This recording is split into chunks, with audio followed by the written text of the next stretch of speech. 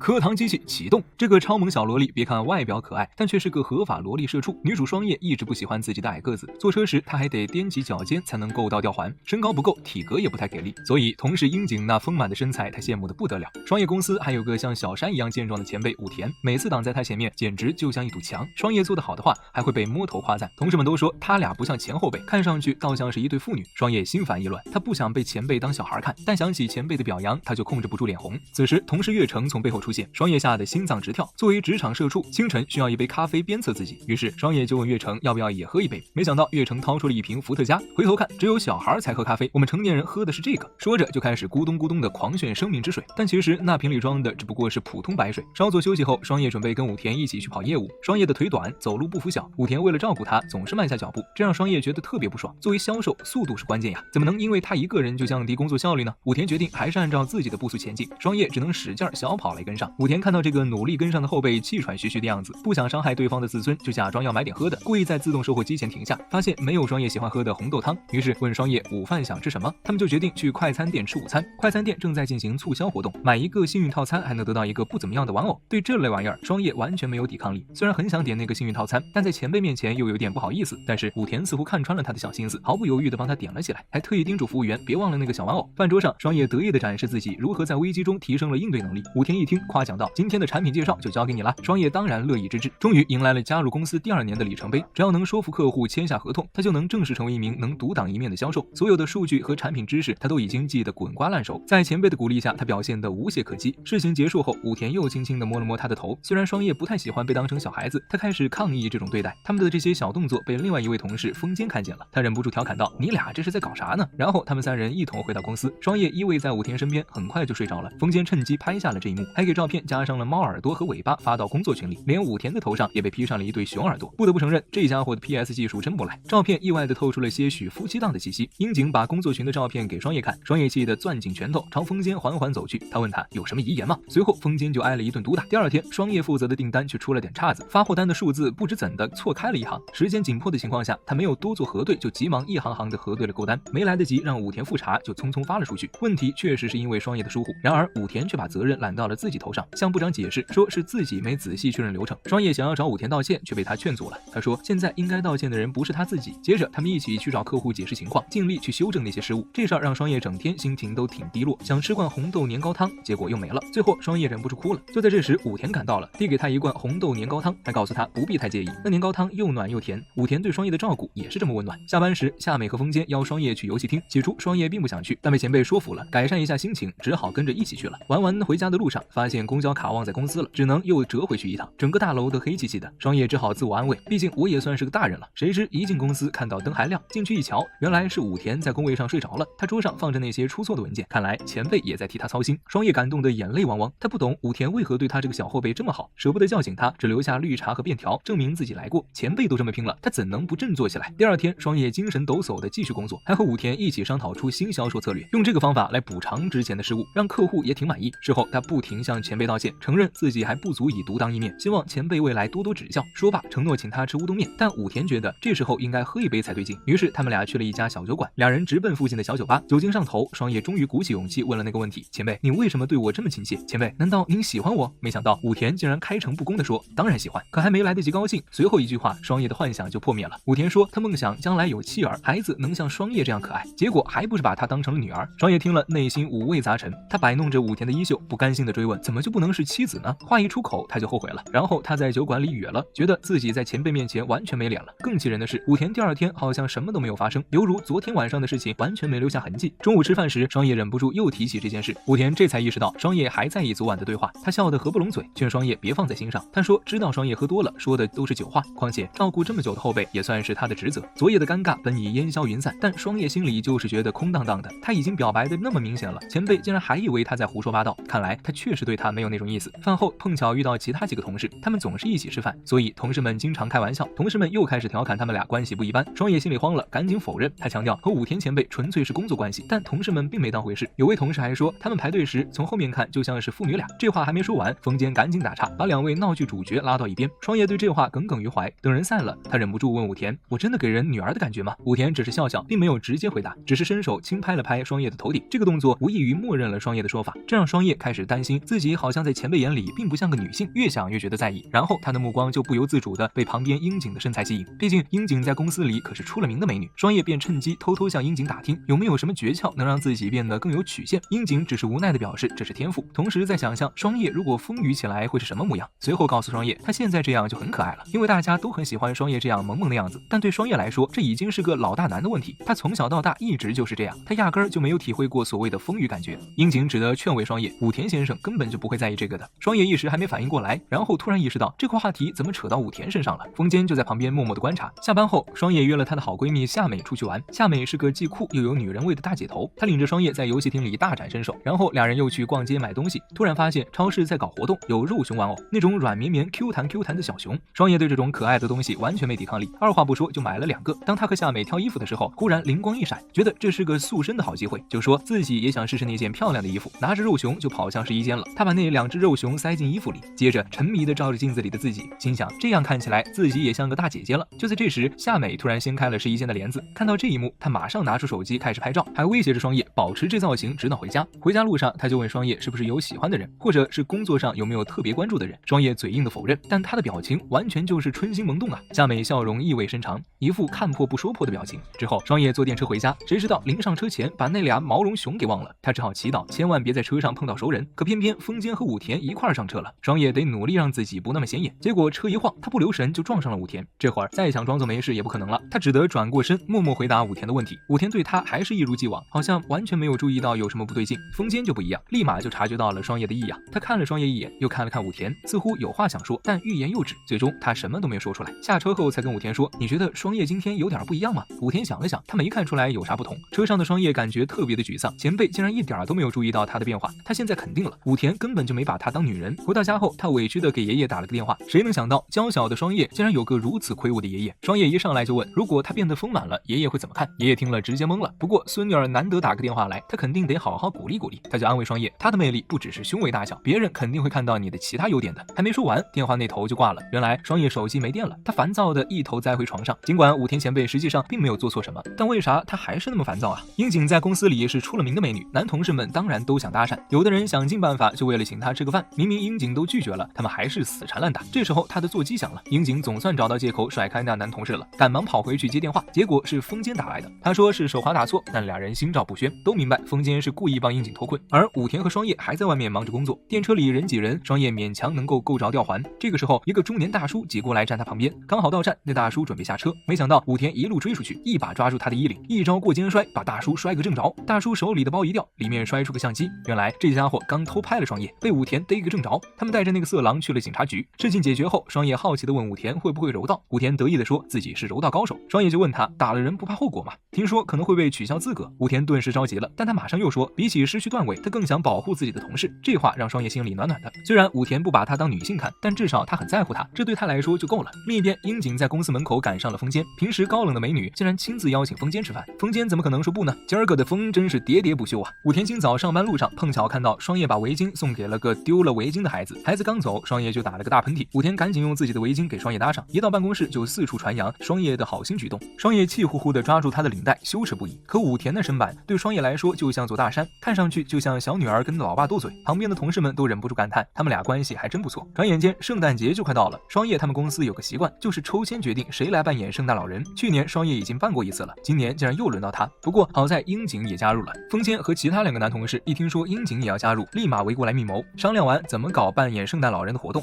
下班后，双叶和夏美一起去逛街了，街上洋溢着浓厚的圣诞节气氛，一棵巨大的圣诞树已经装扮好了。夏美好奇地问双叶，圣诞节有什么计划？当然了，做一个勤劳的打工人肯定是加班了，但夏美提醒他，难道就没有想要送礼物的人吗？双叶有点害羞地说，有个在工作上特别指导他的前辈，其实心里想送，但也只是停留在想想而已。夏美开始劝导他，提着感恩的心送份礼物多好啊！既然话都说到这儿了，双叶也就不再藏着掖着，开始向好友咨询送什么礼物好。既然是工作上的前辈，送条领带应该挺合适的。周末，双叶就去商场精挑细选领带去了。按他的品味，当然是选那种超可爱的，可想来想去都觉得不太适合武田，只好无奈的请店员帮忙挑选，最后挑了一条紫色带条纹的领带。终于等到圣诞节了，双叶和樱井也换上圣诞老人装，开始给大家分发礼物。双叶一会儿作态的跟武田较劲，一会儿又一把抓了一堆礼物给他，结果被樱井提醒说每人只能拿1个。分发完礼物后，两人就一起去更衣。樱井好奇的问双叶有没有给武田前辈准备啥礼物，双叶怕露馅，急忙一口一个没有。可他那副样子明显是心虚。樱井便对他说，要是能得到双叶的礼物，武田先生肯定乐开花。可一整天双叶都找不到送礼物的时机，忙完一看，武田已经回家了，这让他挺失落的。他本以为就这么算了，但晚上想来想去，他又不甘心。第二天，他特意早早来到公司，打算偷偷把礼物放在武田的桌子上。谁知道风间竟然也这么早到，他又没能成功放下礼物。年底大家都忙碌着，双叶刚松口气，武田就叫他一起去开会，他只得带着礼物跟着武田走。会后，他们还一同享用了圣诞大餐，同时风间还故意在办公室门口等樱井，同时还忍不住回看昨天拍的樱井的照片，恰好被樱井撞个正着，脸立刻涨得通红。樱井假装不知道地问风间自己的圣诞装扮是不是很奇怪，风间急忙回应说一点也不奇怪。他们边走边聊，一起往家的方向走，明显的是樱井对风间也有些小心思，把这个老实人弄得都不好意思了。分别时，风间终于鼓起勇气邀请樱井去吃饭，没想到樱井竟然二话不说就答应了。等电车时，樱井鼓起勇气说了些什么，可惜被一辆呼啸而过的电车声淹没了，他又不愿意重复一遍，风间只好作罢。两人朝拉面馆走去，同时双叶和武田也在回家的路上闲聊着。双叶的心思明显不在这儿，突然间武田喊了起来，才发现外面飘雪了。高个子的前辈突然间兴奋的就像个小孩一样，抓住这个时机，双叶终于鼓足勇气掏出了他准备的礼物，说是为了感谢前辈平时的关照。他边说边把礼物递过去，还加了一句不喜欢的话就扔了吧。他有点手足无措，努力掩饰着自己的紧张。没曾想前辈温和的摸了摸他的头发，轻声说会珍惜的保存起来。然后他也拿出了准备给双叶的礼物。他记得上次双叶把自己的围巾送人了，所以特意挑了一条红白色的圣诞风围巾送给他。第二天，双叶注意到前辈并没有带他送的那条领带，他的脸色一下子变得苍白，心里难过的差点要哭出来。谁知道下一刻，武田就从口袋里掏出了领带，告诉他实在是太喜欢了，不忍心带上它，想要把领带挂在办公桌边作为装饰。双叶一时气结，忍不住埋怨说，你知道我买领带给你是为了什么吗？天气一天比一天冷了，双叶不小心着凉生病了，今天他请假没去上班。武田不用智能手机，没看到群里的消息，还是同事告诉他双叶生病了。而双叶在家里的情绪却是相当焦虑，他一个人生活，担心自己病倒了没人会察觉，他也不敢告诉爷爷，怕爷爷一着急就骑摩托飞奔过来。看着爷爷发来的吃火锅的照片，双叶决定也自己准备点吃的，这样才能有精力跟病毒对抗。结果打开冰箱，里面空空如也，他只好穿上大衣，摇摇晃晃的准备出门买菜。谁料到刚要出门，就看到武田站在门外，正准备按门铃。武田一手提着满满一袋食材，一见双叶就递给他食材，叮嘱他要好好休息，打算就这么走了。但是双叶马上抓住了他的手，双叶有点犹豫的说出他感觉不太好，还在疑惑自己能不能好好吃点东西，暗示如果有人能帮忙就太好了。武田很有默契的摸了摸他的头，于是决定留下来给双叶做饭，竟然还做了他最爱吃的乌冬面。双叶看着那乌冬面，胃口大开。吃完之后，他又感觉困意上来，忽然发现武田正拿着他的照片出神，他脸红了一下，赶紧让他别乱翻，然后又开始担心自己还没完成的工作。武田告诉他不用担心，他已经帮他处理好了。接着又关心的摸了摸他的额头，催他早点睡，说公司里的同事都盼着他快回去。他心想这么好的前辈哪里找呀？就这样，双叶很快就睡着了。等他再次醒来时，武田已经走了，桌上留着他的一张便条，纸条上写着有事随时联系他。第二天，双叶精神百倍的回到了工作岗位，大家都非常开心的迎接团宠的归来。大家都说没他在真的提不起劲来工作，虽然他们平时也不是特别上心工作。这时候武田也加入了，双叶心里怕他会提起照顾他的事，急忙拉着他去处理一个外勤任务。街上走着，武田感慨是时候换个智能手机了。双叶立刻自告奋勇说可以帮他选，他们约好了周末一起去逛手机店。买完手机后，双叶又不好意思的提出让武田加上他的联系方式。他们一起走着时，夏美恰好见到了他们。夏美笑了，那种意味深长的笑，他立马猜出这人就是双叶经常提起的前辈。回去后，夏美就打电话来逗双叶，双叶气得直接挂断了电话，接着就焦急的盼望着前辈发来消息，一直到了第二天，消息还是杳无音讯。谁知道武田还没掌握智能手机发短信的技巧，等到了公司才请风间指点了一二，这才让双叶收到了期待已久的那条信息。他那张因为害羞而泛红的脸，旁人一瞥就能猜出发生了什么。而几天后，没想到轮到武田感冒休息了，樱井跑来向双叶暗示，哎呦，武田前辈病了，你打算怎么办？双叶当然不会透露自己想去看他的打算，所以他是下班后悄无声息的去的，带着消毒剂。正巧在武田准备开门按门铃的时候，双叶马上骄傲地说他只是来还人情的，接着为武田做了一锅香喷喷的热粥。武田一尝就连连称好，赞不绝口，还夸双叶将来肯定是位贤妻良母。双叶听了脸一下子就红了，他心里想最好能成为武田的妻子。而饱餐一顿后的武田也开始打瞌睡，他便又躺回床上继续睡觉。双叶就没事的环视着房间的每个角落，这还是他头一遭踏进男生的房间。看到自己送的领带挂在衣橱里的西装上，他就情不自禁地笑了起来，手托着腮凝视着前辈的睡脸，想都没想就伸手摸了摸他的胡渣。结果武田其实醒着，双叶吓得赶紧给了他一记脖子上的手刀，然后迅速地逃离了现场。哪知道那手刀对武田根本没起作用，他只是感到遗憾，不知道能否有机会再尝尝双叶做的饭菜。第二天，武田就元气满满地回到了公司，一回到公司就感谢双叶的探望和美味的饭菜。双叶费尽心思想要隐瞒的事儿就这么曝光了。虽然樱井他们早就心里有数，时间飞逝，不知不觉情人节就要到了。之前和夏美一起逛街时，他们遇到了一个迷路的小男孩，于是帮助他找到了路。谁能想到这个小男孩竟然是樱井的弟弟啊！同事们在公司司里边议论着樱井今年会不会破例送他们心意的巧克力。风间特别期待，他最近和樱井走得挺近，他和樱井平日里关系好得不得了。双叶在公司里就是宠儿，连部长都暗中帮忙让双叶和武田好上。武田下班一到就约双叶一起吃饭去了。信息刚发出去，就看见一个小孩子被欺负，最后他还真上前帮着小孩出了头。就在这时，双叶也赶到了现场，一看，哎，这不是那熟人吗？那小男孩上次就是被他指路的，还喊他大姐姐，让他乐呵了好一阵子，真是头一遭没被看成小孩子。这么一来二去的，缘分也太巧了。小男孩介绍自己叫樱井悠人，这时候樱井也来了，两人一拍即合，原来悠人是樱井的弟弟啊。武田就邀请他们一起去吃拉面，问要不要一起去。悠人还想答应呢，结果樱井一把捂住他的嘴，急忙找理由拒绝了。谁让破坏氛围的可是要遭天谴的。武田带双叶去的拉面店，他可是常客，跟老板关系好到不行。武田一看老板要给双叶推销限量版巧克力拉面，赶紧提醒双叶别上当。老板直接吐槽说武田就是不爱吃甜的。双叶这才了解到前辈又一个小癖好。同时樱井带着悠人逛街，被风间撞见了。悠人站在台阶上，身高一下子超过了樱井。风间一看误会他俩是情侣。那天风间整个人都懵了，超市买东西居然忘了给钱，喝饮料还往自己身上倒，连他最拿手的格斗游戏都被打得落花流水。看巧的，第二天就是情人节了。办公室的桌面上，女同事们亲手做的巧克力堆成小山，还有一个做工精美的巧克力蛋糕摆在中间。但樱井还是特别赞了双叶的巧克力作品，每块巧克力上都绘着超萌的小图案，其中一块上的小熊造型和武田简直是一模一样。听双叶那边婉转的解释，他只是说平时武田照顾的比较多嘛。旁边的人露出明白却不点破的表情，风间还沉浸在自己的世界里没缓过神来。这时候两个男同事走上前来向樱井要巧克力，他们都盼着能收到代表真心的巧克力，可惜得到的只是出于礼节的巧克力。土方的那块巧克力还被月城顺手拿走了，土方急忙上前想要夺回来，结果被月城一口塞进了个奇妙的东西。月城宣称那是他特调的伏特加巧克力，没想到土方竟然还点头称赞，毕竟是自己亲手制作的，情感价值满分，真不愧是大家的榜样，内心强大到爆。另一边，双叶在武田的桌上发现了一盒看上去特别高档的巧克力，他还误以为是别人送给他的真心巧克力，自己做的那份相比之下就显得有点拙劣了。还好原来只是客户送的礼物。于是双叶鼓足了勇气把自己做的巧克力递给了武田，他知道武田不太喜欢甜食，所以特别加了抹茶粉调味。倒霉的风间就更惨了，不光是没收到任何巧克力，还没从昨天的打击中走出来，他孤零零地摆弄着饮料罐，无聊至极。这时樱井过来递给他一块巧克力板，风间直接问他这是什么意思的巧克力啊？樱井半开玩笑的让他自己去猜，他猜这肯定就是应酬的巧克力了吧，毕竟他昨天才见到樱井的男朋友。没想到这话竟然让樱井生气了，他以为他是在嫌弃他送的是巧克力板而不是亲手制作的巧克力，看不过去，樱井就没忍住对风间发了点火。风间啥也没多说，只是随口问了他昨天是不是和某人去逛街了，难不成把那份特别的巧克力送人了？樱井这才反应过来风间可能理解错了，他赶紧澄清说那个人是他的亲弟弟。风间的反应明显就是在嫉妒他弟，樱井还是那副我懂你意思但不说破的样子。回到自己的位置，发现大伙儿正八卦那蛋糕是谁做的。武田倒是知道是他们部长的手艺，可这次部长做的可真是太奢侈了。部长只是微微一笑，深藏功与名。那天双叶拉着武田去了花店，他想给自己挑束花作为生日礼物，谁知武田的生日也是今天，他们就决定各挑一束花，然后互送作为生日礼物。这么一来，礼物交换变得挺有意义的。这时一个壮实的老头骑着摩托飞快地冲了过来，手里还拎着给孙女儿的花束。老头子一眼就看到孙女儿和一个男的在一起，还是那个他在照片里见过的年轻人。之前樱井开玩笑给他们俩拍了合影，然后发给了双叶的爷爷，现在爷爷亲眼看到真人，心里只觉得孙女儿要被带走了似的。两个男人一言不合就开吵了，双叶站在旁边手足无措，他急了，嚷嚷着叫他们别吵了，然后硬是把他们俩拖进了旁边的小酒馆。哪知道这俩进了酒馆还是吵个不停，一个说双叶是他最疼爱的孙女儿，另一个说双叶是他最看重的晚辈，还一起伸手摸了摸双叶的头。双叶当场就愣住了。回家之后，他向爷爷解释，那个人只是公司里的前辈。第二天，夏美又约他出去了，说是要补过他的生日。爷爷醒来一看，家里空荡荡的，只好自己出门散散步。看完电影，还去钓了会鱼，正巧碰上了武田，俩人就开始明争暗斗。他们俩赌气，比谁钓的鱼更多。旁边的钓友们都傻眼了，钓鱼还没解气。接着，老头子跑去了棒球场，没想到武田也在那儿，两个人又较起劲来，最后把棒球场的赠品都扫荡光，倒是让一个小孩子占了便宜。然后他们又在捡垃圾的活动中碰面，一看到对方就斗志满满。他们走过的地方连一点垃圾都不剩，最终两人都累得趴在了草地上。整整一天的较量后，他们互相开始佩服起对方来，还一起去买了啤酒庆祝。老头子借机和武田聊起了孙女的事。上中学那会儿，他觉得不能总依赖爷爷了，坚持要独自一人去东京读书，过自己的生活。从那以后，他就自己一个人住着。武田忍不住感慨，难怪他做的饭这么好吃。爷爷这下又不乐意了，你小子怎么有资格吃我孙女儿做的饭？不过那晚他自己也尝到了。今天正好是白色情人节，武田主动提出请双叶吃拉面作为回礼。走到厕所突然尿急，叫双叶在外头等他，结果刚进厕所就又遇上老头子。武田就邀请爷爷一起去吃饭，谁知出门就见到双叶被几个流氓骚扰。好家伙，这不是踢到铁板了吗？果不其然，那个伸手要摸双叶头的流氓手直接被武田给抓住了，然后背后又冒出了一个高大的身影。爷爷一现身，流氓们要倒霉了。最后他们三个人快乐地朝拉面店的方向走去。为了表达对双叶和夏美之前的帮助，樱井决定请他们享用甜点。吃甜点的时候，他们聊起了双叶和夏美第一次相遇的事情。那时转校生双叶第一次踏进学校，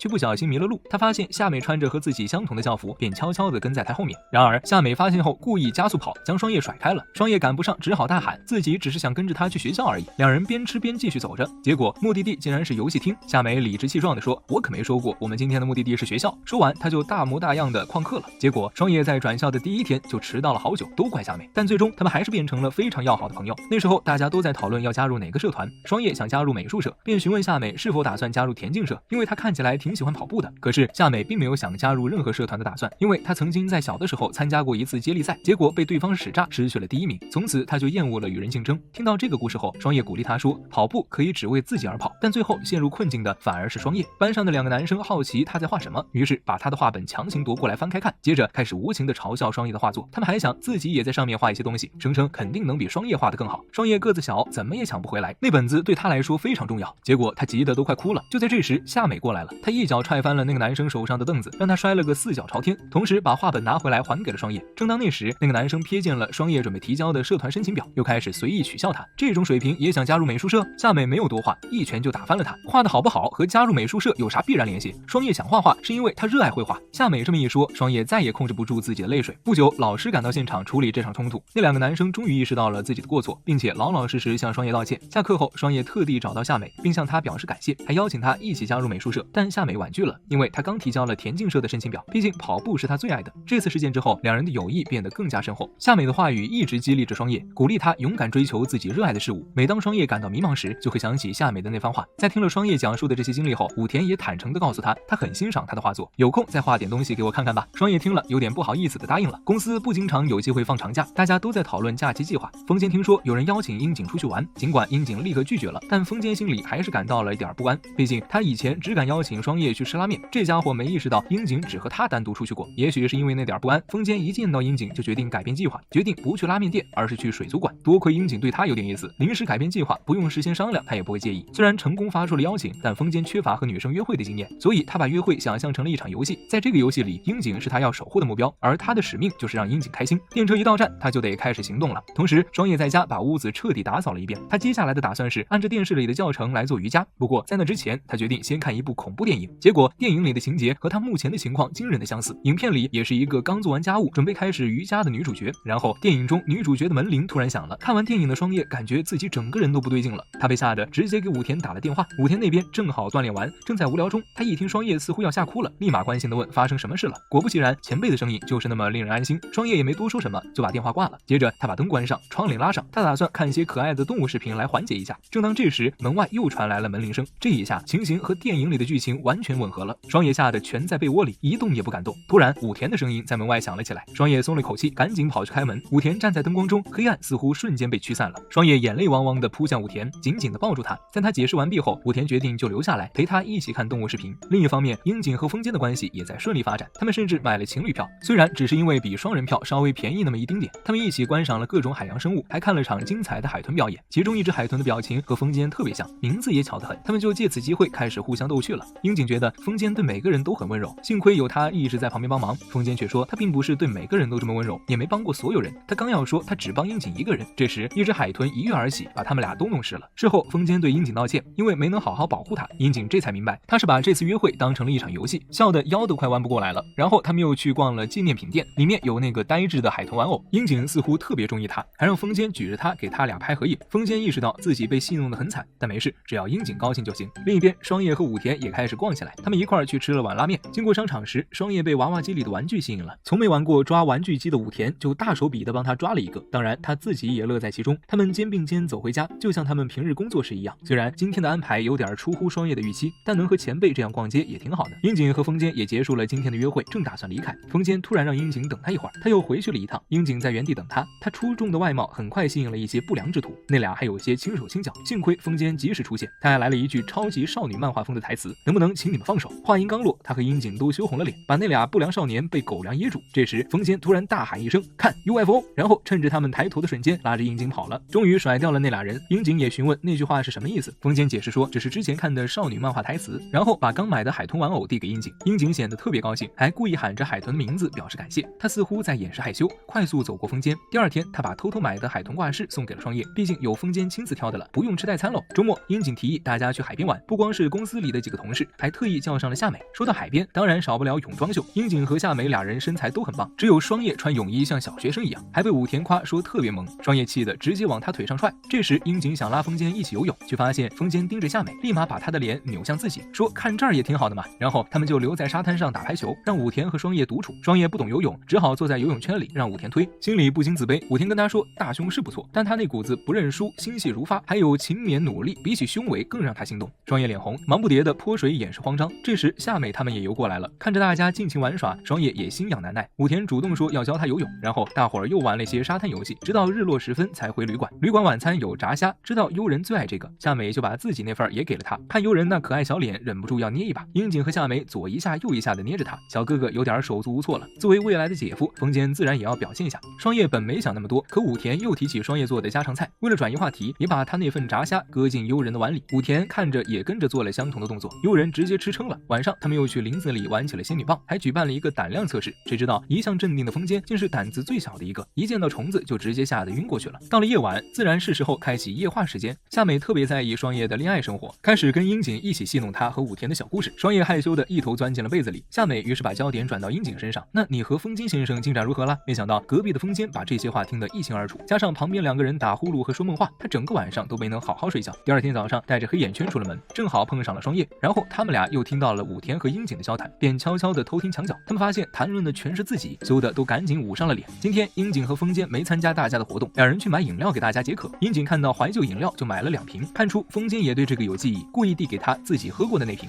风间脸上一下子就红了，说这个还是不要了吧。樱井随后又拿出1瓶新的给他，明显刚才是在逗他。玩了一整天，大家都挺累的，双叶和武田累得一起睡着了。风间看到这一幕，马上掏手机拍个纪念。经过2天1夜的相处，看着双叶的同事们这么和睦，夏美也完全放下心来了。樱井邀请他下次再来玩，不过这次海边游也让没涂防晒霜的双叶晒得黑亮黑亮的。还好武田跟他是半斤对8两，这样也不会让他独自尴尬。最近跟着双叶他们享受美食美酒，樱井似乎有点得寸进尺，一称体重就后悔莫及，开始和弟弟一起早跑，平时也特别注意控制饮食。而悠人加入了篮球队，一直在坚持打篮球，之前还遇见了风间，没料到宅男风间竟然篮球打得这么好，他就主动提议教悠人怎么投篮。周末他们还组织了场篮球比赛，原以为能和风间独处的樱井有点不高兴，但既然人都来了，也不好意思把人送走。最后大家通过石头剪刀布分了队，武田和风间一个队，双叶、夏美和悠人一个队，樱井做裁判。比赛开始，没想到夏美抢到了第一个球，比赛中风间小心翼翼避免碰到夏美，结果轻易就被对方晃过，但对方队有武田这个壮汉，一记暴扣就把比分掰平了。悠人也梦想能那么帅，终于带球过了风间，结果一不小心撞上了柱子，武田挡在双叶面前，没想到武田真的老老实实蹲下了，谁知这正中双叶下怀，趁机一投，结果球砸在武田脸上，又反弹回来打在自己脸上，两人一起倒地被判出局，剩下风间和夏美对峙。风间带球一连串假动作晃过夏美，轻松过人后投篮得分，但这也激发了夏美的竞争心。风间再次控球时，夏美不断尝试截断球权，不小心他的胸部触到了他的背，樱井马上吹了哨子，风间愣在那儿没反应过来，球就这样被夏美夺走了。本来是说要帮悠人练习篮球的，结果他们俩玩得不亦乐乎，然后大伙儿各自散了。风间还跟悠人约好下次继续指导他，正准备离开，樱井却拉住了他的衣袖，他说还没跟你好好玩呢。夏美见机立断，拉着悠人走了。武田背着已经打瞌睡的双叶跟他们一起离场，他们默契的给樱井和风间留下了单独空间，但他们4个没直接回家，而是先去了公共澡堂放松一下。泡澡后每人享受了1瓶牛奶，只是双叶心里有个疑问，他想知道为什么天天喝牛奶也没长高。时间飞逝，转眼又快到新年，部长召集大家一起吃了顿饭，吃完后樱井邀请风间除夕来他家，还借用了弟弟的名义说悠人也想见他，风间二话不说就答应了。然而悠人竟然提前和同学约好要去他们家过年，这下樱井和风间变成了独处，风间既然来了也没打算离开。另一方面，夏美也到了双叶家庆祝新年，正忙着做饭时，爷爷打来了视频通话，他在和朋友们一起海边钓鱼。双叶其实最期待的是某个前辈的消息，可惜他等到睡着了，消息也没来。第二天一早，夏美叫醒他一起去神社参拜，没想到一到神社就遇到了武田，夏美赶紧找借口撤退，给他们留下了2人世界。2个人一起祈祷后准备去抽签，抽签时他们在那儿遇到了月城，月城真是运气爆棚，抓到的签都是超级好运，他们还傻乎乎的以为这座神社发大吉的几率高呢，谁知一抽2人都抽中了吉，不过签上写着期待之人，让他们留意身边的人。离开神社，他们又去吃了碗拉面，拉面馆里还挂着电视，电视上正在直播街头采访参拜的人，正好主持人说想采访一对情侣，镜头一转竟然对准了风间和樱井，风间赶忙澄清他们只是去神社不是约会，还提到刚好遇到了办公室的同事，但没想去打扰就没去搭话。主持人接着问那俩人是不是在约会，这2个人都挺直爽，说不清楚别人是不是在约会，但他们俩关系确实很好。接着就开始讲双叶和武田的故事。故事。说着还向主持人展示了电车上拍的照片。双叶气呼呼地冲了过来，直接冲到采访地点给风间来了一拳。结果这一下反倒给风间带来了机会。醒来时发现自己正躺在樱井的腿上，还把风间手机里的所有照片都删光了。可惜这些照片他早就备份到云端了。这时樱井问他为啥愿意来，不是说好了要宅在家里打游戏的吗？风间直接坦白，因为觉得和樱井在一起比独自过年要快乐。